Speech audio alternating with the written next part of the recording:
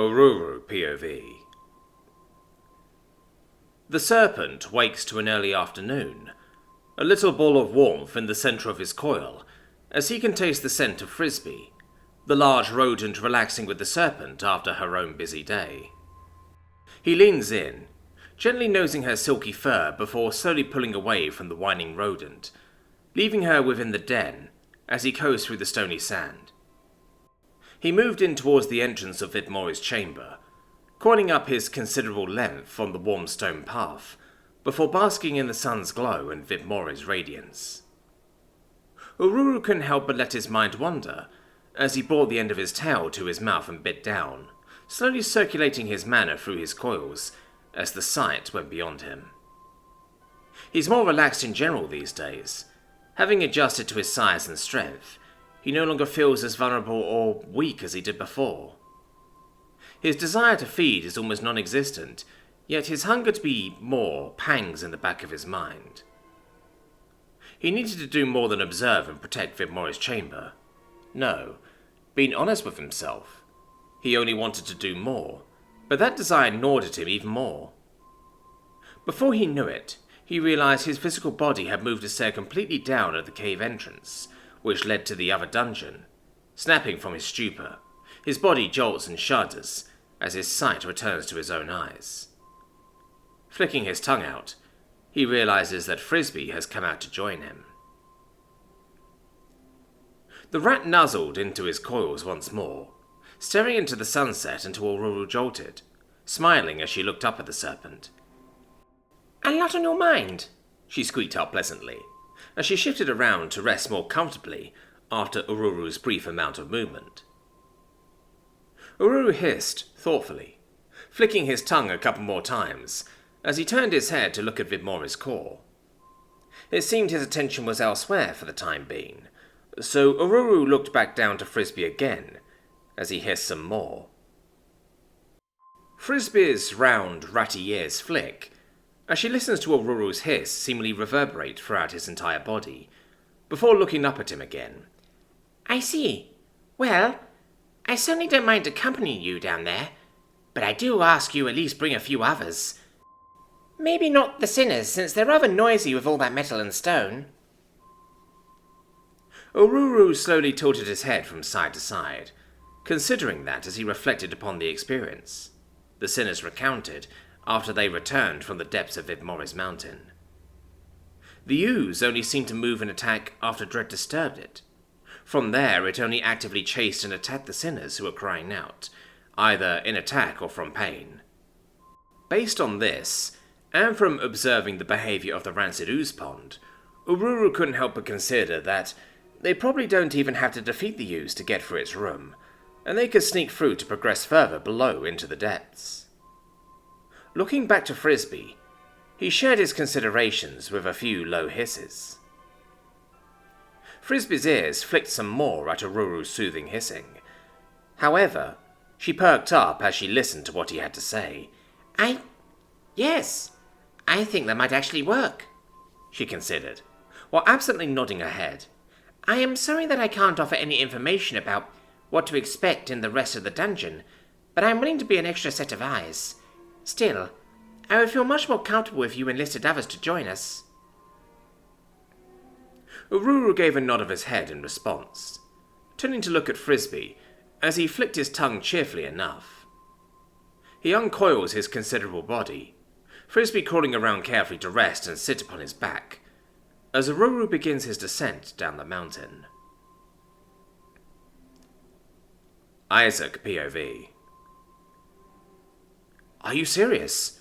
The shepherd really said that?" he asked, positively bewildered yet intrigued, as he turned to look at Sylvia, the dwarven woman jabbing a knuckle into his side, which caused him to jolt and resume his previous position, as he looked straight ahead while staying still. "Yes, he did," she responded simply, as she went back to taking Isaac's measurements. "It's only a matter of time until Vidmori has the ones that tried to buy us in custody. I do wonder what he intends to do with them, and it's not like the law of theocracy, or any laws at that, are applicable here," she wondered aloud, as she dragged a log stool around to Isaac's side, hopping up onto it as she measured his shoulders and the range of movement for his arms. Isaac hummed thoughtfully as the dwarven woman moved his limbs however she needed to. I personally wouldn't mind seeing them hanging from a rope, if it were up to me, that is, he considered, his brow furrowing at the thought of people who could just buy other people like a piece of bread. He shook his head at the idea, which earned him another knuckle jab to his sides as he winced and stood still again.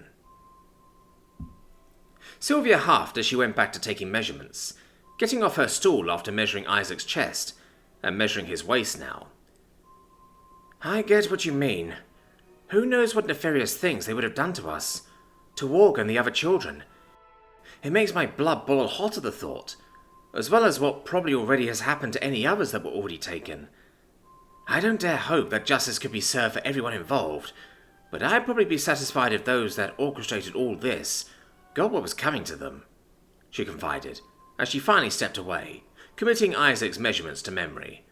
You can lower your arms now, she mentioned, glancing back at the young guard while she rolled her measuring string. Isaac sighed with tired relief as he let his arms fall before rolling his shoulders and neck, soon stretching and letting out a grunt of delight. Relaxing, he looked over at Sylvia curiously. What are you making this armor out of anyways? He asked, as he sat down along the bench of the old fireplace clearing. She flashed a smile as she sat down on her stool and looked up to the teen as she held out her fingers to list out the materials. I'll be using cloud stag hide, Droiv mantis chitin, Terran tracker silk, and some bones for various fasteners and buttons, she explained with a smile, as she could visualize the equipment now. You'll look rather wild, but it'll have to do, since you humans are so squishy, she teased kindly, as she rested her hands in her lap. Isaac couldn't help but roll his eyes at the comment, but he flashed a rare smile nonetheless. Well, excuse me for not having natural scales like a lizardkin, he retorted, as he nodded in acceptance of her description. I suppose it'll have to do, thanks. Sylvia scoffed with mock offence as she looked back over at him. You suppose it'll do, then? Well, if you want better materials, how about you bring down a bear, or even a dragon at that? She mused kindly, before going about cracking her finger joints. In any case, I'll see about improving it once Tricia gets metal production going, in that forge Vidmore making for her. Isaac nodded as he looked up to the mountain, in the near distance, thoughtfully. I wonder what it's like to serve a dungeon call. Do you still have free will? To do as you want when you want it, or is it another form of slavery? She considers this, glancing over at Zassatir as he chats with Woody, while they dig out a spot for a smoker. Well, I haven't had the opportunity to meet many dungeon cores, let alone meet anyone who actually serves them. But at the very least, Zassatir seems to be in good spirits and behaves like any of us, so perhaps it really all just depends, she offered with a shrug. He sighed a little, not really up for thinking too deeply, as he glanced towards the longhouse, spotting a giant snake with a rat on its back as they approached Basti, who had been lounging in the shadow of the longhouse.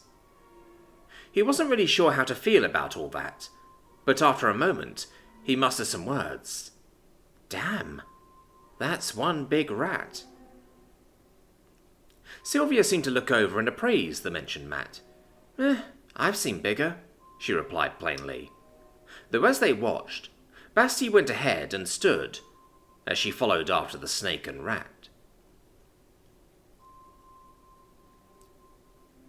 Ururu POV. Ururu soon makes his way up to the cave entrance. It feels smaller than last time, and less intimidating for sure. Though it may just be that Ururu was a much bigger serpent than his last time here.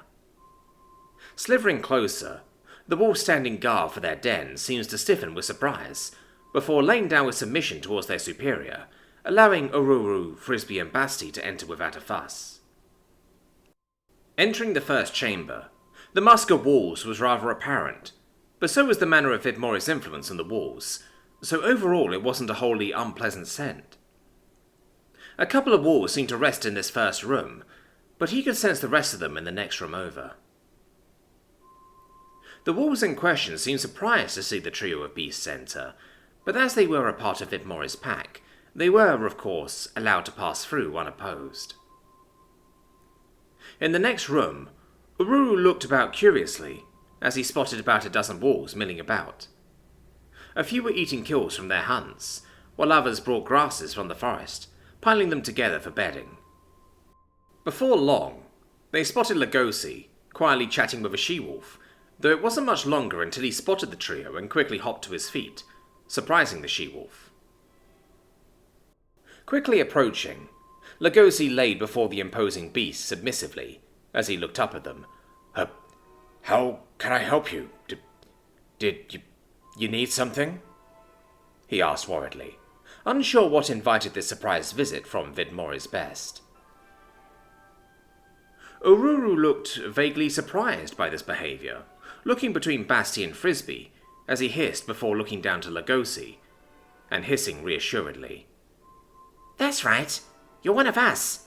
There's no need to act like that for anyone else save for Vidmore himself, Frisbee mentioned cheerfully, as she hopped off Ururu, coming over to pat Lugosi's side to reassure him. Lugosi's tail seemed to wag slowly as he watched Frisbee curiously before nodding intently. Okay. Sorry, he replied, as he slowly sat up again.